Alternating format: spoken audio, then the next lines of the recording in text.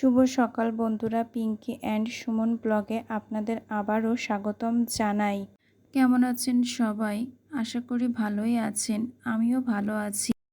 হাতে যদি একদমই সময় না থাকে বানিয়ে ফেলতে পারবেন এই রেসিপিটা, সেটাই আমি আপনাদেরকে আজ দেখাবো। আমি এখানে ধনেপাতা কুচি, পেঁয়াজ কুচি, লঙ্কা কুচি এবং লবণ একসাথে কচলে একটা ডিম ফেটিয়ে নিচ্ছি। ভালোভাবে ডিমটা ফাটানো হয়ে গেলে কড়াইতে গরম তেলের ভেতর ডিমটা ভেজে নেব।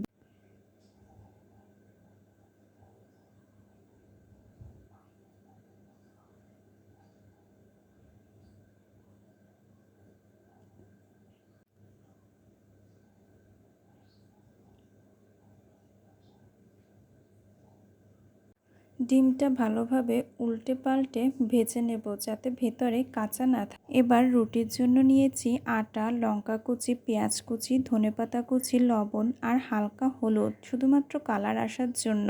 এবার একটা গরম কড়াইতে সামান্য পরিমাণ তেল নিয়ে রুটির গোলাটাকে ভালোভাবে চারি সাইড দিয়ে মেলে নিতে হবে।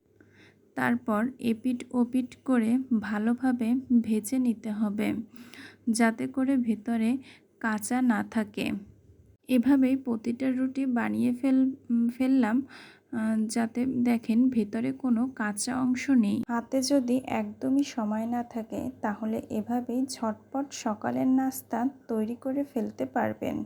তো বন্ধুগণ, কেমন লাগলো আজকের ভিডিওটা অবশ্যই আমাকে কমেন্ট করে জানাবেন। তো আজ এই পর্যন্ত বন্ধুরা, টাটা সবাই।